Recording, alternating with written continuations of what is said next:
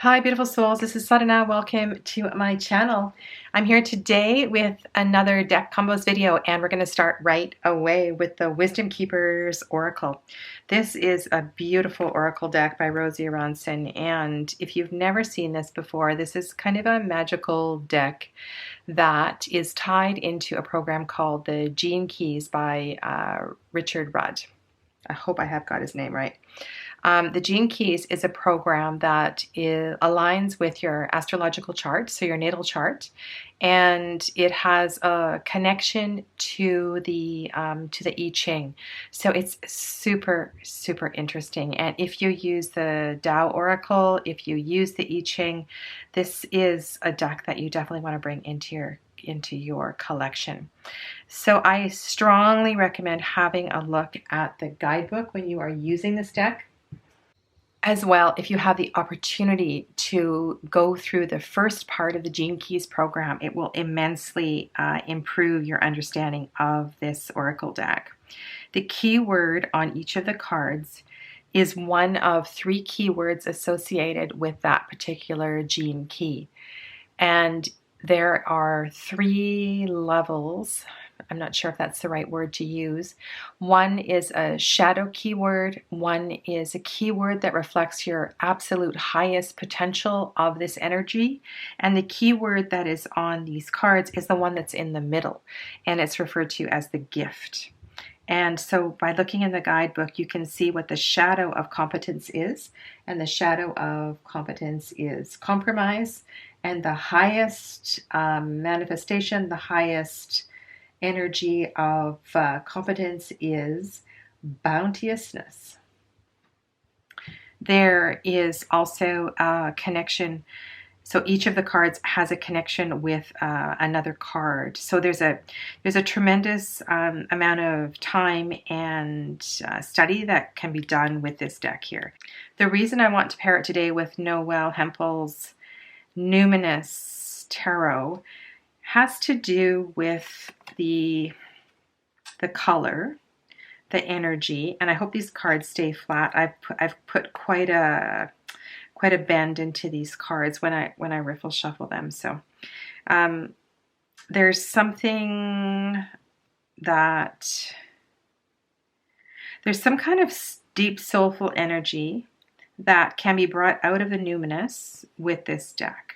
It might look a little busy at first because usually I pair a deck with a more white background with a more colorful deck. But let's have a look at what we've got here. So we've got the Explorer of Tombs. So we've got the Knight of Pentacles. And then we've got the Creator of Bells. So we've got the Queen of Air, the Queen of Wands, the Queen of Swords. So we're looking at the energy of air very much in this deck. And with Noel's deck, looking to the elements I found has been very useful. So bells, sound, we need to look to the healing energy of sound. So we're healing the energy of the throat chakra through music and through sound. We also have the association of air with the feathers and with the birds. And then we have the Explorer here. Everybody's facing forward, so everybody's kind of paying attention to the situation. So depending on what the question was, this is definitely the kind of answer of you should be going ahead for this. Looks quite academic to me, like not academic basic, but like going to school, studying, making sure you do your work for your like go ahead with this project, like you've got it. This is definitely a positive yes answer. The shadow was compromise for this card. So you may very well need to, in working with other people, take your time to make sure you're listening to them as you go forward with this endeavor. I would also encourage reading a little bit of the oracle description with the Gene Keys, each of the Gene Keys. And then we have leadership. So that's number 31. And then we have the 9 of Bells. So we have the 9 of Swords, more air energy. So this position of leadership may be becoming too overwhelming.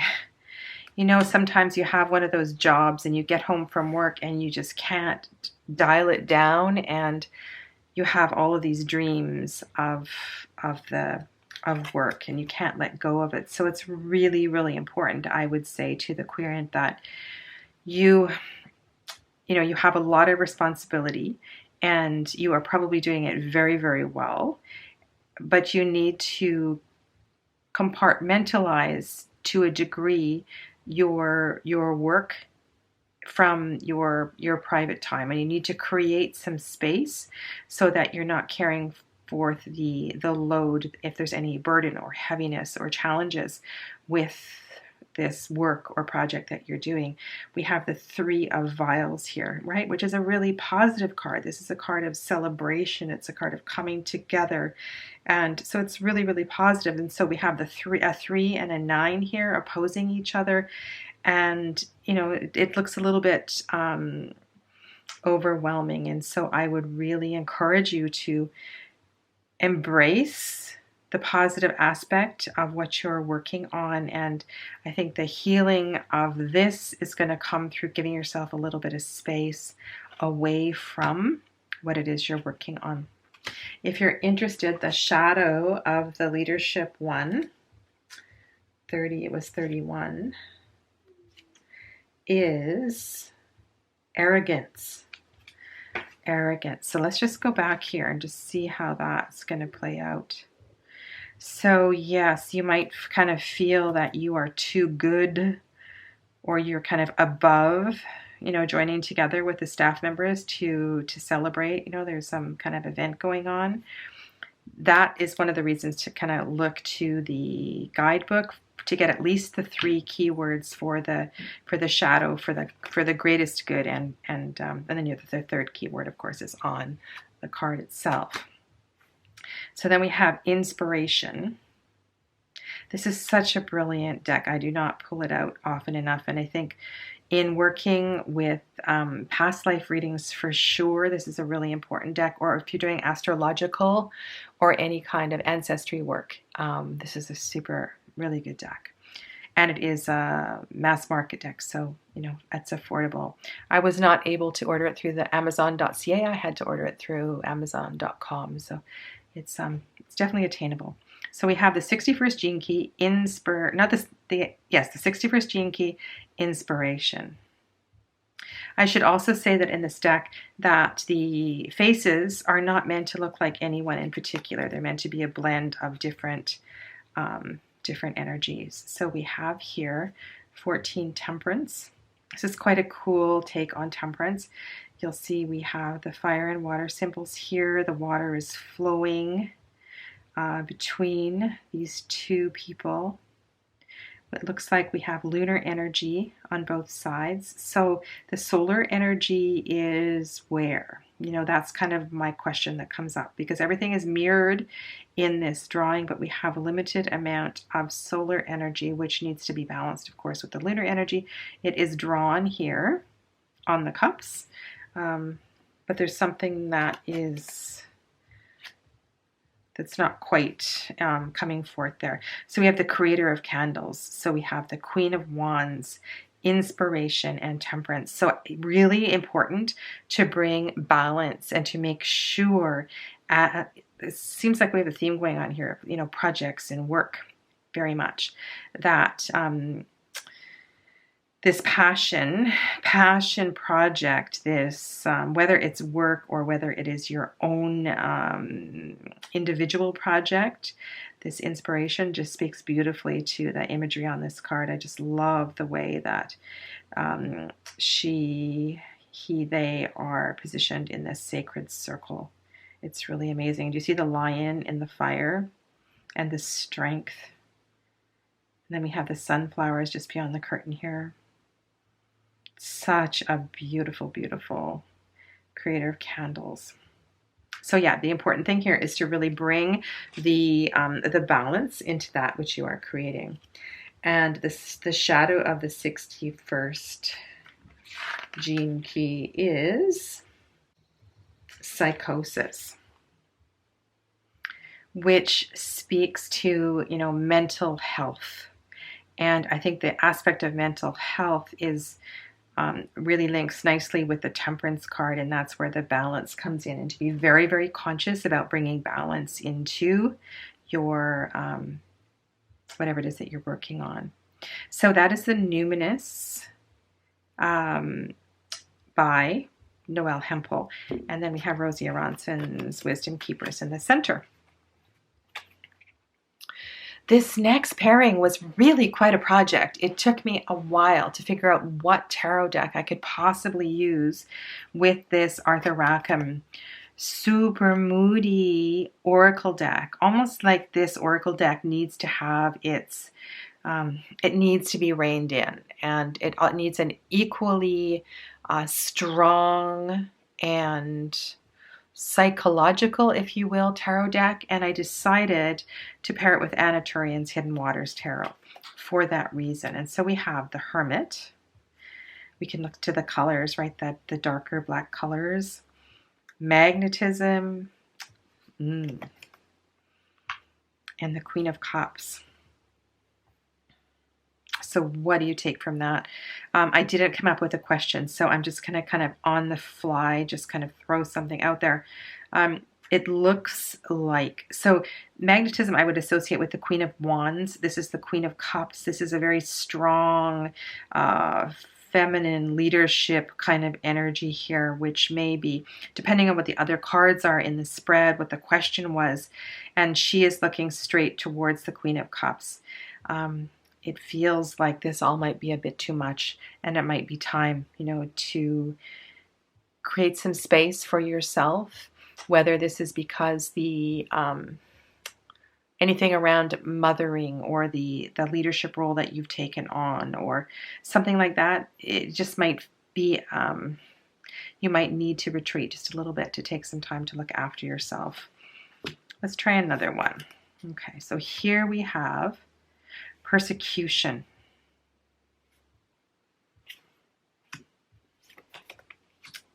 The Ace of Pentacles. So we have a new opportunity here. And with Pentacles, let's look to the physical body. Let's look to beyond just the kind of business thing. We have Ace of Pentacles and the Devil. We have an opportunity here to become a little more grounded. The Devil card speaks to being anything but grounded. It speaks to obsession, compulsion, all of the shadow side of the second chakra. And I'm just going to read the little keywords here. Casual cruelty. Oh, this deck is so, like I said, it's so moody, and it can be it can deliver some very, very strong messages. So you need to be careful who and how you're using this deck. And so if perhaps we were, there's a possibility we are talking about bullying or child abuse or something like that. And be really, really careful when you're using this deck. But isn't that interesting that we got this card, Casual Cruelty, with the Devil card? And how are we going to bring in the Ace of Pentacles? Well, to me, I'm going to go to the body, and I'm going to go to the protection of the body and learning to stand up for yourself and find the strength in your own body.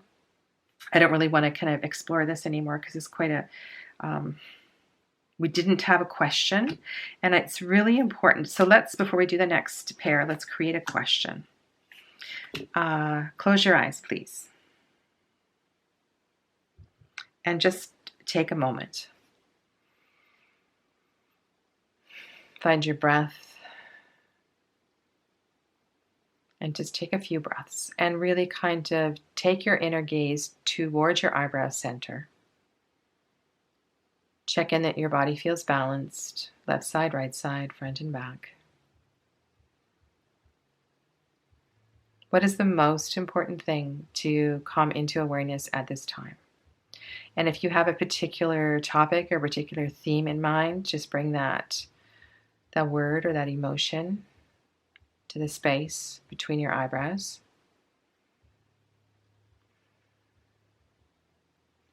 And then let's go into the reading and see what we've got here. So we have Ascension. So a little more kind of the opposite of the previous card. So we have nurture and nurturing. Okay, so of course we can go to the Christian symbology of ascension, but what does ascension mean to you?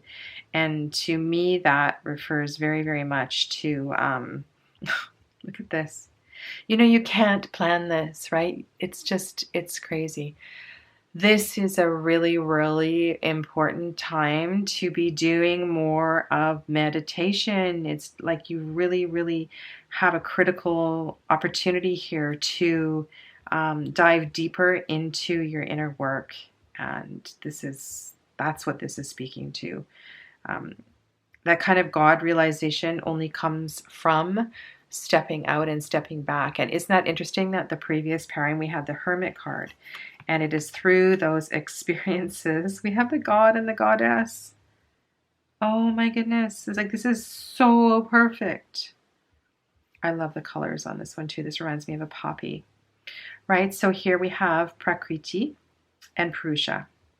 We have the energy of the divine masculine. We have the energy of the divine feminine. And we pulled the Ascension card. So I don't know what your question was, but the answer is you really need to focus on your inner work and allow that to become more than a practice, right? We're talking more than 5 minutes a day. We're talking really carving out some time to really build that in, and also in your busyness of the day. So in the everyday part of your day, when you're at work, when you're driving, when you're with your kids, when you're doing everything like that, to acknowledge the simple pleasures of everything that's going on around you, and to find the divinity in the everyday life. And so everything that is manifest in this world is represented through the divine feminine energy, through in Sanskrit. One of the concepts that is referred to is prakriti, and all that is not of this three-dimensional world is Purusha. And one cannot exist without the other. And this really speaks to what? Like the rising of Kundalini energy, all kinds of marvelous things. So the answer is, yeah, you need to really spend some time with your divine energy. Oh my goodness. I don't know how many people out there and what kind of questions you asked, but that was amazing. Okay, one more. So we have obstruction. And this is just going to be a kind of random reading here. So the small keywords are obstreperous personage.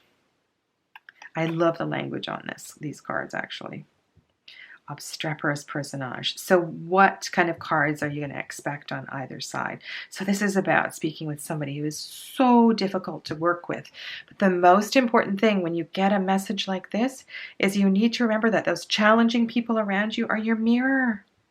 They're your mirror. They're showing you those characteristics of yourself that you don't want to see. And so here we have the Five of Cups. Right? So what aspect of that do you need to let go of? Right? Sometimes we just really need to, like, why are you behaving that way? And you might see that as the other person is behaving that way, but that other person is reflecting back something about yourself that you definitely need to let go of. We have the High Priestess here. So you can do this. You can do this work. You have the ability to kind of move through this energy, but you are, much like the previous reading, you're going to need to kind of lean into your source, to your internal source, to work through this. And just kind of judging by the last pairing and the last few things that I said, and it just seems like every time I do these videos that there's a theme that we're working through with the deck. And so this is really about letting go of fighting, right? This is about letting go of ego. And what if we looked to the Five of Cups that way, that those, if we look at a more RWS kind of image, right? The broken cups, the spilt cups represent all those aspects of ego, the obstreperous personage that we don't want to deal with anymore. But that ego is there and it serves a purpose, but we need to make sure that ego is not overcoming everything else. And we need to learn to trust to, more of our higher self. So that is one of the Rackham Oracle decks. There are a few out. Yeah, and that's the only one that I have. And this is Anna Tourian's Hidden Waters Tarot, and it's a pretty special tarot deck. I love how this ink blot actually, to me, looks like the High Priestess. Like, she did a really amazing job with these cards. And that Goddess card that we looked at, it's just so pretty. The colors. Okay, let's do one more. And I want to speak to... So I brought the White Rabbit Oracle into a pair with, I believe it was the last video that I did. And I paired the White Rabbit Oracle with the Circus, so Legrand Circus tarot deck. And it works really well. I think this Oracle deck would also work well with the Alice tarots. So there's a whole bunch of Alice tarots out there. There's kind of a sense with this deck that I don't really care what anybody else is thinking. I'm going to do my own thing. And yeah, I like that energy about this deck. And so I think an Alice tarot would work really, really well. However, I'm going to suggest a different one. When I was pulling out decks, because somebody else asked me, they said they didn't have the Circus Tarot, what would I pair this with? And the tarot deck that I'm going to bring forth is one that I've had a very hard time finding oracle cards to pair with. It is also a moody deck, and I'm going to do a couple of draws with the Rackham Tarot as well with this. But I have a feeling that this deck is going to work really well, because I haven't tried this before, with the Dreaming Way.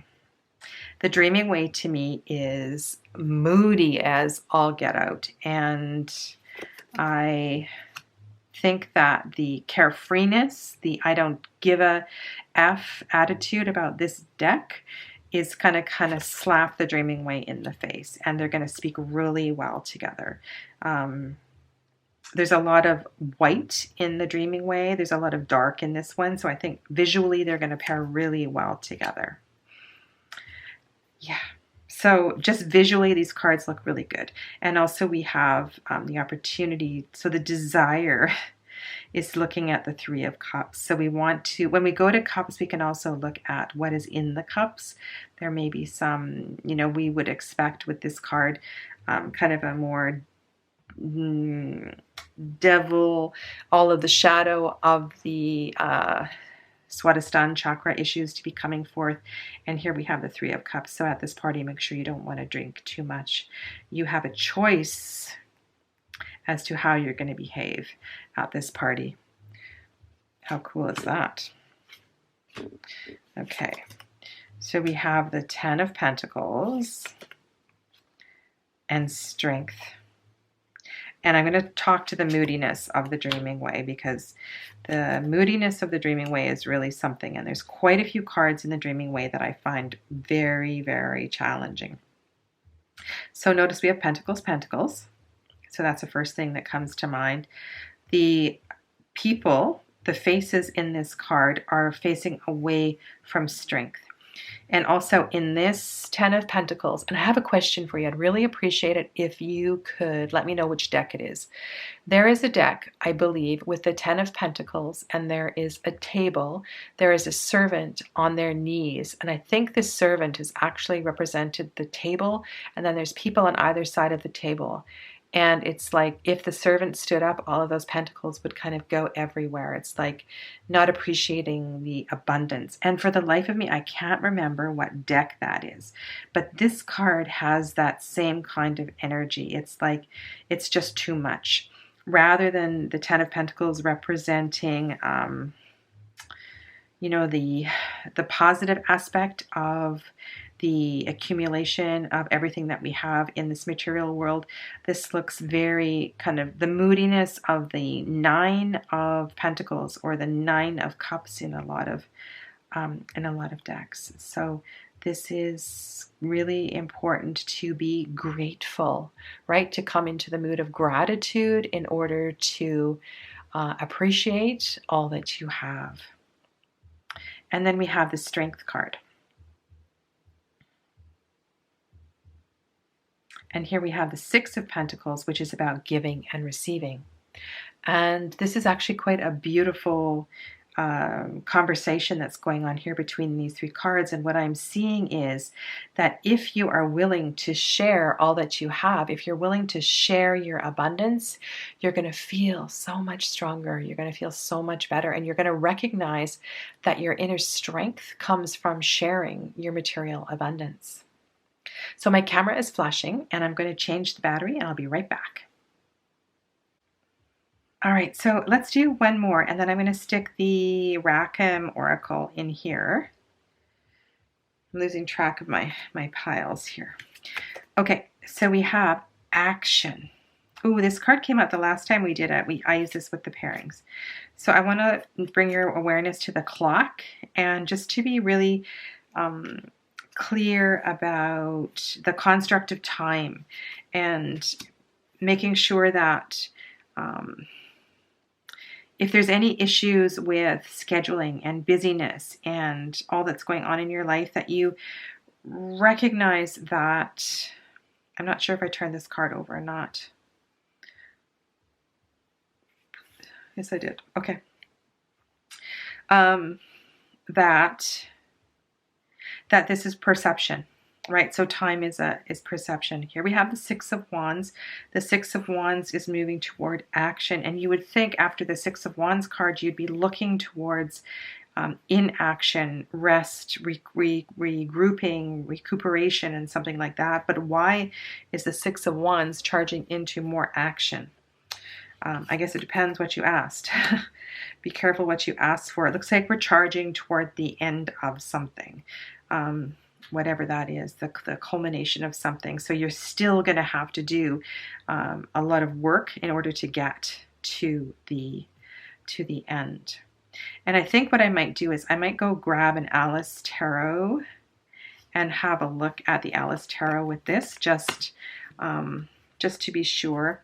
Both the White Rabbit and the Arthur Rackham Oracle are very new to my collection and I have not played with them a lot. So I'm just kind of, sometimes I find that if I play live on camera, it's a much better test than if I'm doing it by myself.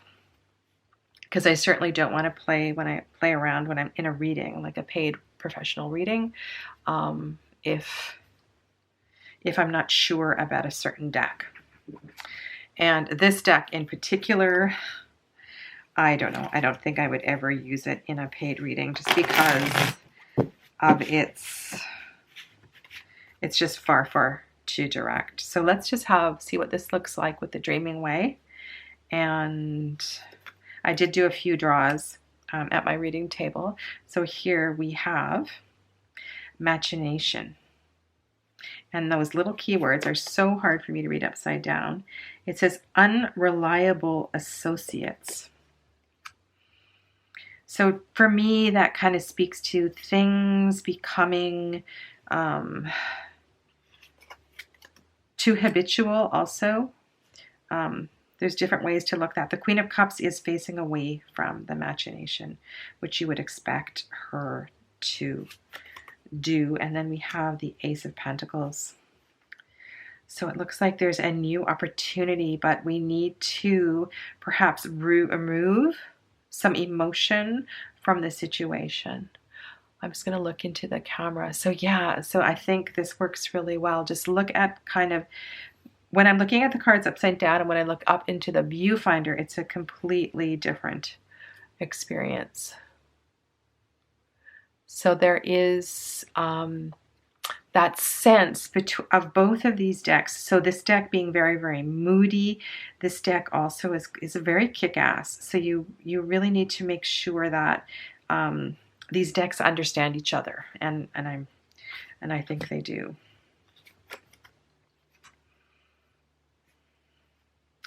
Bafflement.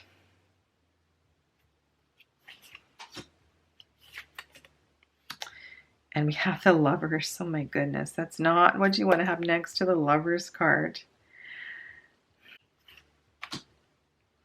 And over here, we have Judgment. Okay, so again, depending on what was asked, there's going to be a little bit of...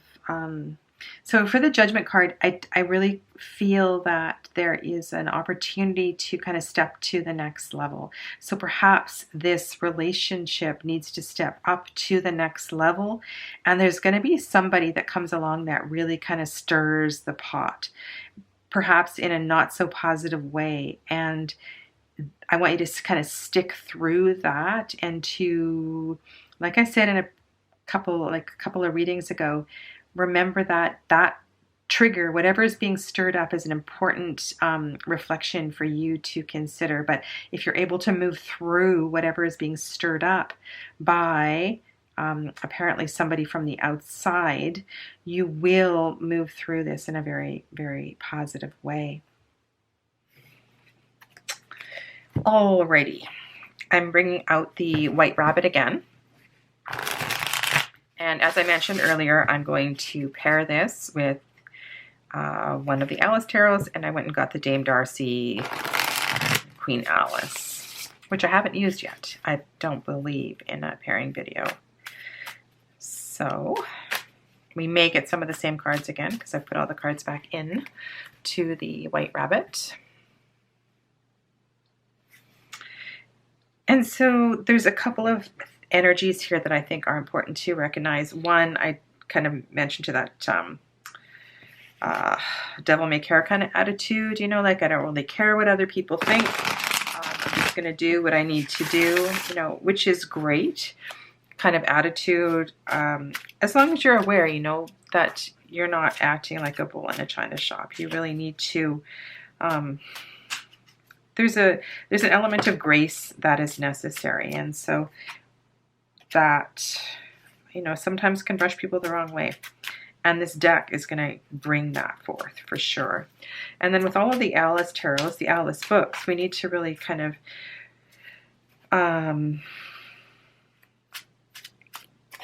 not take anything too seriously. I think that's kind of an important energy to work with. And remember that this is complete fantasy. So there is an element of, I don't know, otherworldliness for sure. And there's a lot of kind of weird stuff going on. So why in the world would you choose these two decks to do a reading, like a serious professional paid reading? Good question. Perhaps you need to kind of take that kind of attitude with the client or with yourself. And this is going to, you know, help with that. It might poke or prod in a way that, you know, another deck doesn't. You might really relate to the imagery and just love the imagery on these decks. So we have attainment, and let's just kind of look at everything that's going on here in this photo. So she's totally decked out in jewels, has a very gorgeous peacock headdress. I might have to turn the card around to see. It looks like a peacock headdress. So she's really, really well decorated. This kind of looks like a 9 of Pentacles. Very, very lavish. So extremely lavish. So what is the message? So we have the 7 of Pentacles. So this may, you know, have taken some time to get to this place. And we have a very, you know, pentacly kind of images here. We have the Walrus and the Carpenter, which is a beautiful poem in the Through the Looking Glass. I love the poem. It does have some irony, of course, and the patience here is that it took them a long time to get the oysters where they wanted to get them, but you know, the sad part is that the oysters all got eaten by the end of the poem. which is, you know, it's funny, ridiculous, and also a really lovely piece of poetry. So, and we have the Four of Pentacles. Ooh, okay, so this is about like clinging, possessiveness. It's about clinging to your stuff. So why are you clinging to your stuff?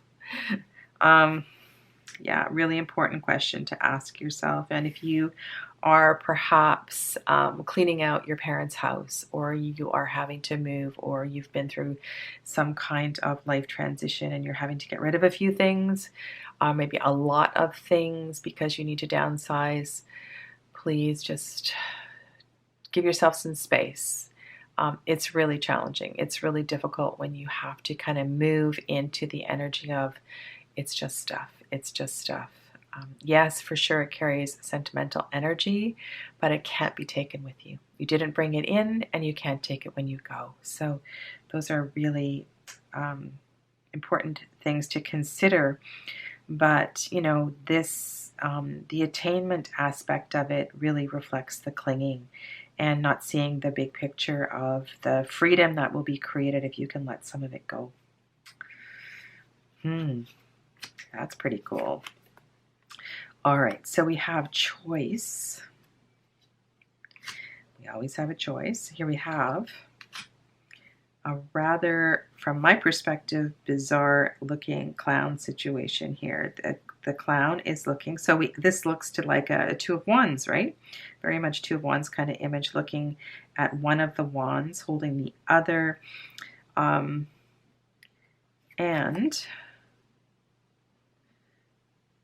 it's a swing. But doesn't it look like that? So, like I said, this whole upside down reading cards thing is kind of funky, but she's actually sitting on a swing. And she's above the city. That is bizarre. Okay, so like I said, really fits in with this deck. Something is shifting. You are moving in a direction.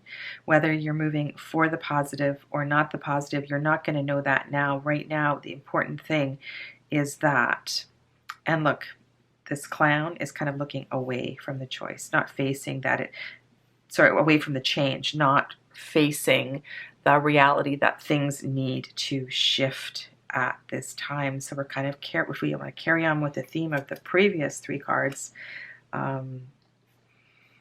yeah, and we have Three of Swords.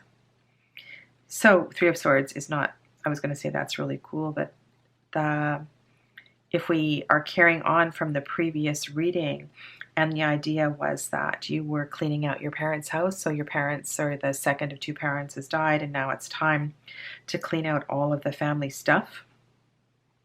You need to make sure that you're fully, you know, going through what you need to go through. If you have the choice to not rush, that's always in your favor, because you can't have a deadline on processing all of the pain that's associated with, you know, the loss of loved ones. But this change is inevitable, and you are going to have to face your pain as well as, you know, face and move through the change. I love how the reds kind of talk to each other here. And we have the roses, right? And roses are really important. All flowers in general in the Alice stories. I think this is awesome. This might be the best one of this video. Okay, Seven of Cups. I really don't like this card. I hate this card. You know, it's one of my least favorite cards in the tarot. Because what does it really mean? We're looking at the suit of emotion. There's too much emotion, or we have been focusing heavily on the emotion. The Seven of Cups, we were, you know, on a more positive side, we were just enjoying memories of the past. And on the negative side, there was some kind of wanting to go back and relive it and maybe have a do-over, that kind of energy. But here we have all of these choices, and we need to pick one. We can't just be stuck in this quandary of illusion or delusion. We really probably could make any one of these work if we put our energy and our focus into it, and we brought our emotion into balance. It's like, we had this card before. Yeah. I just find this a really difficult card to work with. Desire, as I said, this is second chakra, this is emotion, this is karma, this is on the more shadowy side, you know, this is the compulsions and the addictions and things like that. So this choice that you need to make is about moving through perhaps a compulsion or an addiction. And what are you going to do, right? Because his back, he does not want to make the choice. Yeah, and we see kind of, you know, this could represent, you know, sexual addiction or, you know, a love affair or something, right? It doesn't necessarily have to be about that, but it definitely could be, because that's come up, you know, on this card. Desire. Our desires, there's nothing wrong with desires. Nothing at all, as long as we find the joy in them and we feel like life is in balance. But because of this previous card, I would say that, you know, something is out of balance. And then we have the Lover's card. Okay, so maybe this is about making a decision to commit to this relationship. Why are you like waffling all back and forth about this? That's kind of, you know, bizarre. Like, I was not expecting this kind of card to come up at all. Maybe this is a relationship that needs to have the passion ignited. Maybe this is the relationship. Maybe we need to get out of the wateriness of the emotions and get into the fire, you know, the actual passion and sexual energy of the relationship. You know, we have no way of knowing. We didn't ask a question. This is a mock reading, but, you know, those are all the kind of things that come up for me, or a few of them, when I briefly look at these cards. And then we have the Page of Swords. Love this card. One of my favorite cards in this deck. So here she is slaying the Jabberwocky. What does it mean to slay the Jabberwocky? It means to be able to... So the Jabberwocky is a very, very difficult poem. It's very difficult to read it, to speak it, because the words are all nonsensical. It's hard to make sense of it. But she does and is doing a really good job, right? She is slaying her Jabberwocky. So what does your Jabberwocky represent? You know, does it represent going to your first conference and making your first presentation? Because let's look at communication and words and language, because that's what the Jabberwocky is. It's a poem. It's about language. It's about communication. And here we have open, right? So we have a heart with the word open and love. Open your heart to love. Okay, so what does that have to do with your communication? How can you communicate more clearly to achieve this kind of situation in love? Oops, there we go. So we have Three of Pentacles. These readings have been really difficult today. A lot of really challenging readings. Okay, so Three of Pentacles. Let's look where she is in the story, because sometimes that helps. I believe she has arrived at the Duchess's house, entering into the chaos of what is on the other side of that door. I might be wrong, but I think that's where she is. So you have the choice of bringing that in or not in, but Three of Pentacles is about teamwork and working together. And that's exactly what she has to do when she gets into the Duchess's house, because she helps with the strange baby. And I don't know, the cook is all excited, and the Duchess is all fiery, and she's trying to get ready to go to the croquet game. And so Alice helps out, right? She lends a hand, and everything kind of moves forward from there. But what in the world does this have to do with love and slaying your Jabberwocky? Sometimes on the fly, this is really, really difficult to figure out how to tie three cards together. Open your heart to love. Be willing. Okay, here's where I'm going to go with this. Sometimes we have to step up in selfless service. So if we look specifically at the story of Alice, she didn't probably want to help the Duchess and help with the screaming baby and the crazy cook and all of that. It's probably the furthest thing from her mind. Here she was, falling down a rabbit hole. She's off on her adventure, meeting all these strange and weird people. Yeah, and that is probably the last thing she wanted to do, but she didn't. She opened her heart, she stepped up, and she did what needed to be done for the higher good, for the greater good of everyone. And this is really interesting. I believe, she had to speak up for herself. She had to help use her words to help guide the Duchess through this very difficult situation. Yeah, so I'm going to leave it with that. But if you have something else you want to share with this 3-card combo, please let me know. But if it is, if you pull 3 cards and it's just like, whoa, it's just really, really difficult. First of all, make sure that you're familiar with your deck. The more familiar you are with your deck, the easier it is to kind of to draw a reading out. And if you're using a heavily themed deck, make sure you know the backstory of the deck, because that's going to help you bring together the RWS meanings with the story. And just allow yourself, don't be in a rush. Allow yourself to let the story, evolve and come forth, and keep asking yourself, how is this connected? What am I not seeing here?